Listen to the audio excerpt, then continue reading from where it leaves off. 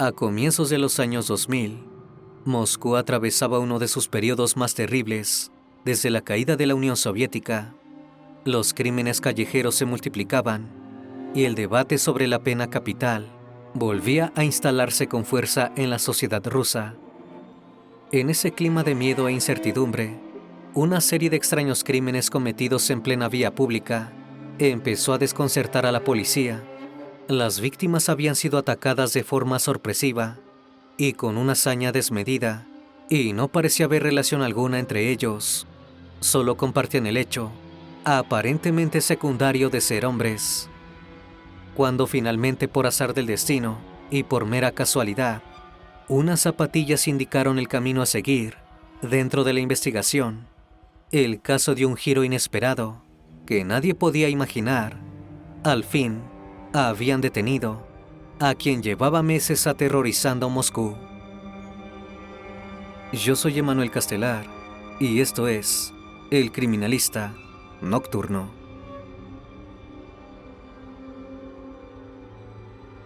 Buenas noches, bienvenidos al Criminalista Nocturno.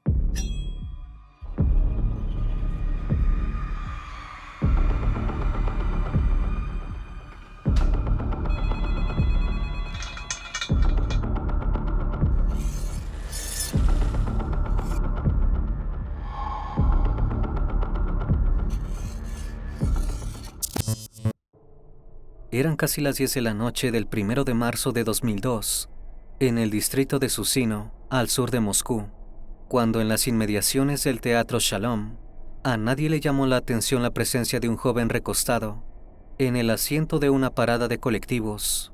A simple vista parecía dormido, tal vez ebrio o descompensado.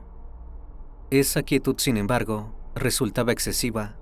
Por eso, uno de los transeúntes decidió acercarse, y lo que encontró fue una escena perturbadora. El joven, que más tarde sería identificado como Igor Kamornikov, de 20 años, había fallecido, pero no parecía haber sido un deceso natural, ya que tenía una herida en el cuello. Tras la inspección inicial del cuerpo, los peritos determinaron que Kamornikov había sido cortado con un cuchillo extremadamente afilado y con una violencia desmedida. El corte fue tan profundo que la cabeza apenas permanecía unida al resto del cuerpo. Además, presentaba una herida punzocortante en el abdomen y varios golpes en el rostro. La necropsia estableció que había fallecido pocos minutos antes de ser encontrado, lo que indicaba que el agresor había logrado escapar instantes después. Desde el inicio, el caso desconcertó a los investigadores. Al revisar la ropa de Kamornikov, encontraron dinero en efectivo y objetos de valor intactos, lo que descartaba el robo como posible móvil. La ausencia de un motivo evidente abría otras incógnitas: un ataque personal, un conflicto previo, o algo todavía más difícil de explicar, pero la verdad era mucho más intrincada. Casi un mes después, el 27 de marzo, la policía se enfrentó a un segundo crimen con características inquietantemente similares. El cuerpo de un hombre fue hallado frente a un edificio de departamentos en la calle Sivasskaya. La víctima fue identificada como Nikolai Sabin, de 60 años, y también había sido atacada en plena vía pública y presentaba un profundo corte en el cuello. Sus pertenencias estaban intactas y, nuevamente, no hubo ningún testigo al momento del crimen. El principal problema para determinar si se trataba del mismo asesino era la falta de un patrón claro. Las víctimas no compartían edad, entorno ni rutinas. Uno tenía 20 años y el otro 60. No existía vínculo alguno entre ellos ni señales de un móvil económico. Lo único que los unía era haber sido atacados aparentemente de forma sorpresiva en la calle y con una violencia extrema. El 18 de abril se produjo un nuevo episodio. Un hombre mayor fue atacado por la espalda mientras caminaba por una calle concurrida de la ciudad. El agresor lo derribó de una patada, lo golpeó en el rostro y lo hirió en el cuello. Esta vez la herida no fue mortal, y a diferencia de los casos anteriores, hubo testigos que presenciaron el ataque. Para los detectives, Se trató de un intento fallido del mismo atacante. Sin embargo, los testimonios resultaron confusos y contradictorios. Algunos describieron al responsable como un hombre joven, de no más de 25 años, alto, atlético y de espalda ancha. Otros, en cambio, aseguraron haber visto a una mujer atractiva, de cabello claro y vestida con ropa deportiva. El detective Dmitry Mironov, a cargo de la investigación, no consideraba seriamente la posibilidad de que el asesino fuera una mujer. El arma utilizada, la fuerza necesaria para ejecutar los ataques y la manera de degollar a las víctimas encajaba más con el perfil de un hombre joven y físicamente fuerte. Además, no existían antecedentes en Rusia de una mujer que atacara a desconocidos en la vía pública con un cuchillo. Ante esta incertidumbre, la policía avanzó con otra hipótesis. El agresor podría ser un hombre con rasgos femeninos, no solo por las versiones opuestas de los testigos, sino también por algunos de ellos. Incluso al describir a un atacante masculino, coincidían en señalar facciones delicadas. A esa altura, nada estaba del todo claro. Lo único seguro era que alguien atacaba en plena calle, sin previo aviso, y no parecía dispuesto a detenerse. Durante el mes de abril, la violencia no se detuvo. En Susino, se registraron al menos 3 nuevos ataques, con un patrón muy similar a los casos anteriores. 3 hombres fueron golpeados y heridos en el cuello, en plena vía pública, ante la mirada atónita de personas que pasaban por el lugar. 2 de las víctimas sobrevivieron con heridas leves, pero la tercera no tuvo la misma suerte. Fue parcialmente cortada y perdió de manera permanente la capacidad de hablar. Una vez más, los testimonios resultaron confusos. Las descripciones del atacante variaban de un testigo a otro. Sin embargo, varios coincidían en un detalle llamativo. Más allá de una apariencia andrógina, la forma de caminar y de moverse era claramente masculina. Los investigadores se aferraron a la lógica, descartaron la hipótesis de una mujer y concentraron la búsqueda en un hombre joven, alto y atlético. Con esas descripciones elaboraron incluso un retrato hablado, y durante semanas se interrogó a cientos de sospechosos, y decenas de agentes encubiertos recorrieron las calles de la zona. A pesar del despliegue no hubo resultados. La verdad, sin embargo, estaba a punto de salir a la luz. Casi 2 meses después del primer asesinato, la noche del 22 de abril de 2002, el giro inesperado llegó de la manera más banal. Un joven agente de policía de apellido Malikin realizaba una ronda de rutina por la calle Bolotnikaya cuando dejó caer accidentalmente su cigarrillo. Al agacharse a recogerlo, algo llamó su atención. Entre la gente que caminaba de cerca, vio a una persona que tenía las zapatillas llenas de manchas rojas. Indudablemente parecía ser sangre. Se trataba de una joven atractiva, de poco más de 20 años, alta, delgada, y vestía con una sudadera deportiva. Malikin no estaba completamente seguro de lo que había visto, pero decidió seguirla con cautela. No dejó de observarla hasta que la joven ingresó a un departamento ubicado sobre la calle Kajirskaya. Tras dudar unos minutos, se comunicó con la comisaría y pidió refuerzos. Poco después, varias patrullas llegaron al lugar. Los oficiales llamaron a la puerta y fueron recibidos por una mujer de 24 años, identificada como María Petrova, profesora de la Escuela Superior de Electrónica y Tecnología de Moscú. Al registrar el departamento, los policías encontraron el primer indicio contundente. Petrova estaba lavando un gran cuchillo de cocina manchado de sangre. Durante el interrogatorio, reconoció haber apuñalado a varias personas y fue arrestada en el acto para luego ser trasladada a la comisaría. La detención provocó un fuerte impacto entre los investigadores. De inmediato advirtieron que Petrova coincidía de manera inquietante con la descripción del agresor que ellos mismos habían construido. Siempre había estado frente a ellos, aunque nunca habían considerado seriamente que se tratara de una mujer. Era alta, de 1.85 metros de altura, delgada, atlética, de cabello y ojos claros. Su forma de caminar recordaba a la de un hombre, tal como habían señalado algunos testigos. María parecía sorprendida, aunque no se encontraba alterada ni fuera de sí.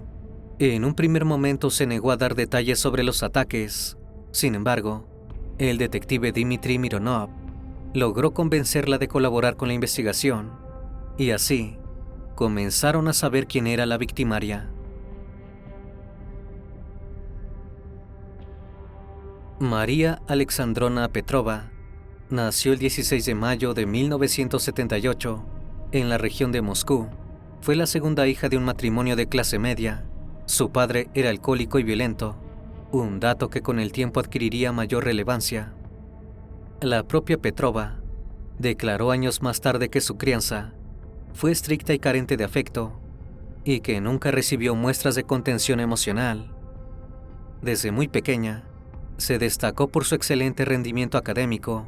Sin embargo, era una niña retraída, sin amigos, y con estallidos frecuentes de enojo.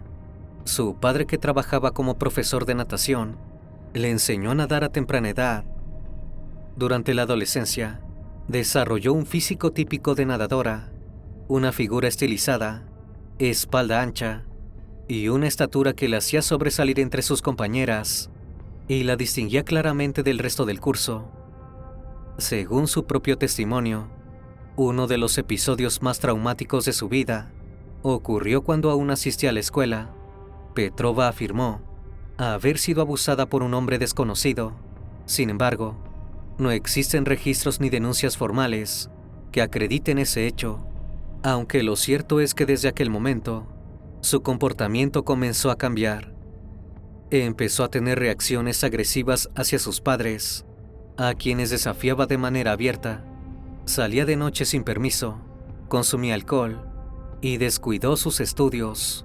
Aún así, logró terminar la escuela sin mayores dificultades. A los 19 años quedó embarazada de un joven con el que mantenía una relación frecuente. El embarazo estuvo atravesado por complicaciones y terminó en un aborto espontáneo. Aquella pérdida tuvo un impacto profundo en su estado emocional.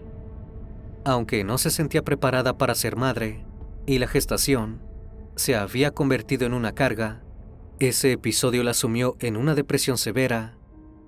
Desde entonces su consumo de alcohol se intensificó, pasaba varios días fuera de casa, se involucraba en peleas y en algunas ocasiones llegó a dormir a la intemperie. Sin trabajo ni ingresos propios, comenzó a pedir dinero a sus padres para sostener ese estilo de vida.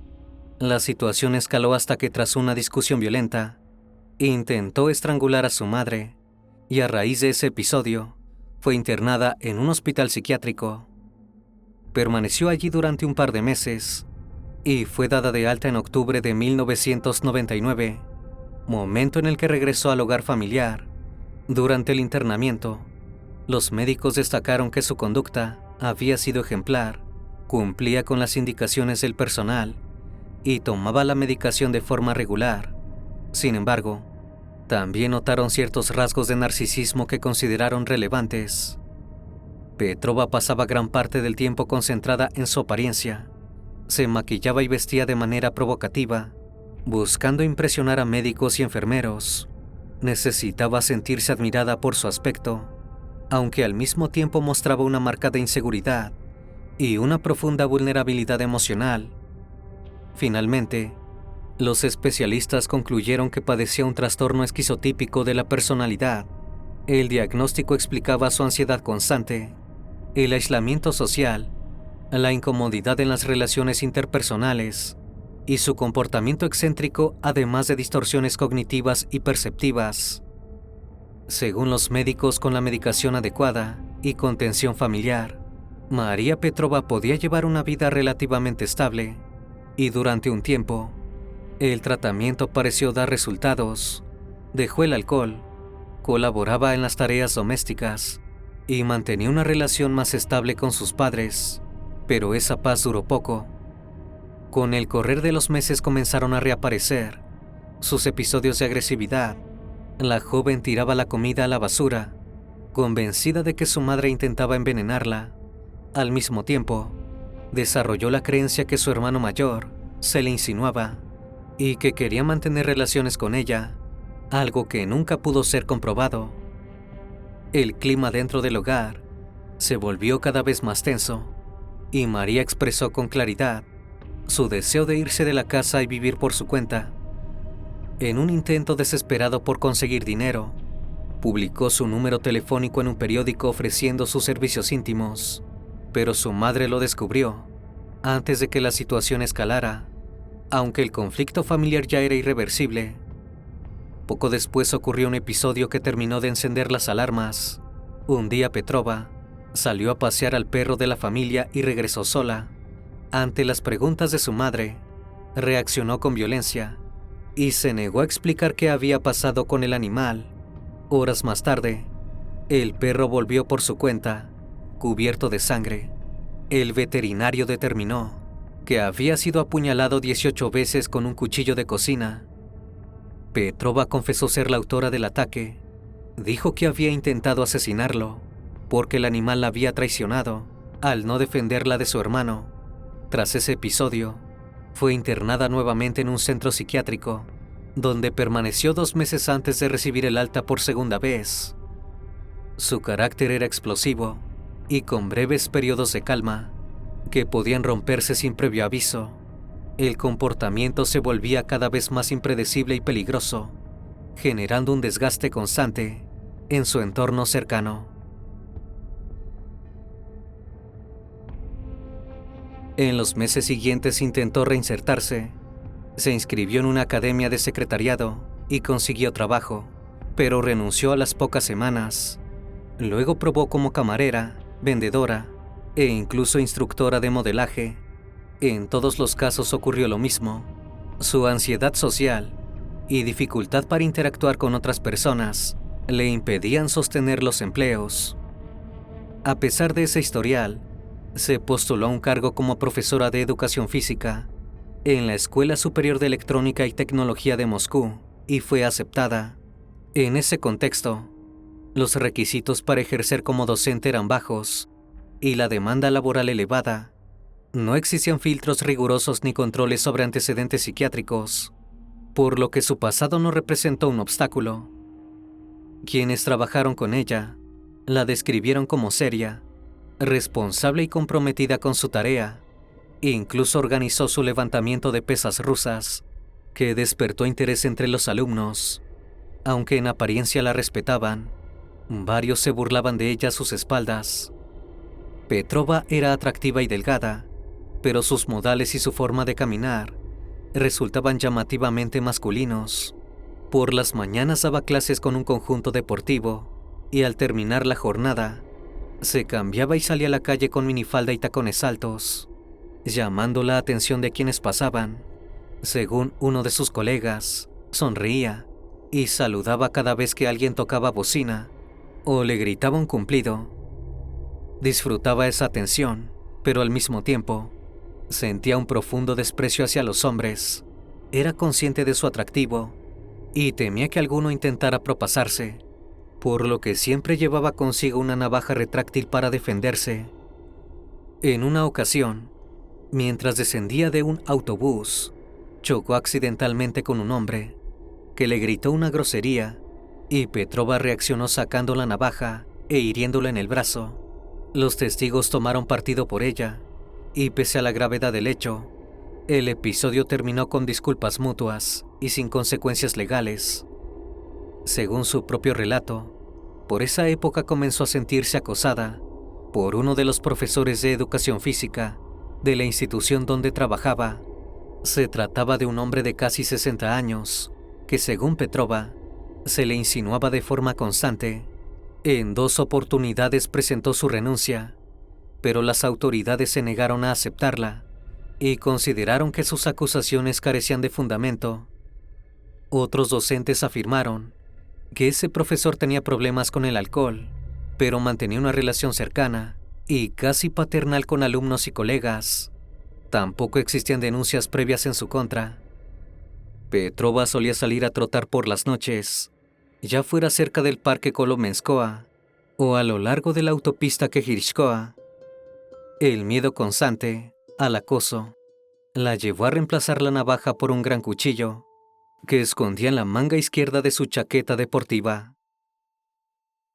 La noche del 1 de marzo de 2002, mientras corría cerca de una parada de colectivos en las afueras del Teatro Shalom, vio a un joven que se tambaleaba y parecía ebrio. Era Igor Kamornikov, de 20 años. Según declaró Petrova, en un momento el muchacho la sujetó de la chaqueta y la insultó. Fue entonces cuando sacó el cuchillo, lo apuñaló en el abdomen, le cortó el cuello y lo golpeó en el rostro antes de huir. Sin embargo, tras alejarse unos metros, decidió regresar para observar el cuerpo. Kamornikov ya estaba inconsciente debido a la enorme pérdida de sangre. Petrova insistió ante la policía que había actuado en defensa propia. No obstante, los especialistas advirtieron algo inquietante. El hecho de volver al lugar del crimen indicaba que el ataque no le había generado rechazo ni culpa, todo lo contrario. El 27 de marzo, casi 4 semanas después, atacó nuevamente. Esta vez asesinó a Nikolai Sabin, un hombre de 60 años. Según su confesión, se le acercó por detrás y le cortó el cuello antes de escapar. Durante los 4 ataques posteriores, cometidos en abril, actuó de forma más impulsiva. Golpeó y apuñaló a varios hombres en plena calle, dejando numerosos testigos. Pero a diferencia de los primeros casos, todas las víctimas sobrevivieron. En un principio Petrova explicó que atacaba a hombres borrachos, porque quienes habían abusado de ella en el pasado eran bebedores. Más tarde, cambió su versión y dijo que esas personas le recordaban al profesor que la acosaba. Para los investigadores, los ataques no eran aleatorios. Petrova seleccionaba cuidadosamente a sus víctimas. Con excepción de Kamornikov, todos eran hombres de alrededor de 60 años, delgados, de baja estatura, con barba y en evidente estado de ebriedad. Tras su detención, confesó todos los ataques al detective Dmitry Mironov, no sin antes imponer una condición. No quería ser enviada a un hospital psiquiátrico. Sabía que una condena en prisión implicaba la posibilidad algún día de recuperar su libertad. En cambio, un internamiento psiquiátrico podría ser de por vida. Mironov solo se limitó a explicarle que en ese momento no existían razones legales para enviarla a una institución mental. Sin embargo, tras un mes de evaluación, en el Instituto Serbsky de Moscú, los especialistas concluyeron que Petrova padeció una grave enfermedad psiquiátrica y no estaba en condiciones de enfrentar un juicio. Legalmente, no era responsable de sus actos. Petrova llegó a decir que salía a la calle con un cuchillo para dañar a los hombres, aunque nunca afirmó que su intención fuera ultimarlos. El hecho de que solo 2 víctimas fallecieran y que en otros casos no rematara a los atacados reforzó la idea de que obtenía satisfacción con el acto violento en sí, pero aún le quedaba afrontar la reclusión en el sitio que tanto temía. Finalmente, el 20 de febrero de 2003, un tribunal ordenó su internación obligatoria en el Hospital Psiquiátrico de Kazán. Al principio permaneció aislada por su alta peligrosidad, pero con el tiempo se adaptó. Socializó e incluso organizó una competencia deportiva que ella misma ganó. En 2018, tras mostrar una aparente mejoría, fue trasladada al Hospital Psiquiátrico número 5 de Cheyou, con un régimen más flexible. Allí volvió a mostrar conductas agresivas, golpeó al personal e internos, e intentó escapar en 2 ocasiones, por lo que fue enviada nuevamente a Kazán. En 2024, protagonizó otro incidente violento cuyos detalles no trascendieron públicamente, y aunque sus posibilidades de recuperar la libertad son reducidas, existen. Todo depende de su evolución clínica y de sus futuras evaluaciones. Durante años el detective Mironov la visitó y mantuvo contacto con ella. Incluso pensó en realizar un documental sobre su historia, El proyecto se canceló cuando un médico le advirtió que Petrova había confesado fantasías recurrentes con decapitarlo y que uno de sus intentos de fuga estaba relacionado con el deseo de cumplir ese retorcido plan. Mironov, por temor, nunca volvió a visitarla. Cuando de casos criminales se trata, el género sale sobrando. Tanto hombres como mujeres tendemos a tener conductas violentas y dañinas, ya sea por el entorno en donde se desarrolla la persona o los traumas de la infancia traídos al presente, así como múltiples factores que afectan la conducta, e incluso, como en este caso, desarrollando problemas mentales que llevan y culminan en un desenlace fatal.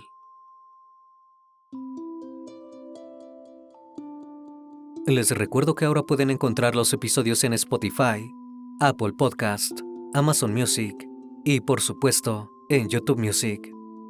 Me despido de ustedes con un fuerte abrazo, y si tú aún no formas parte de esta comunidad, te hago la cordial invitación a que lo hagas y nos acompañes en este camino. Esto es El Criminalista Nocturno.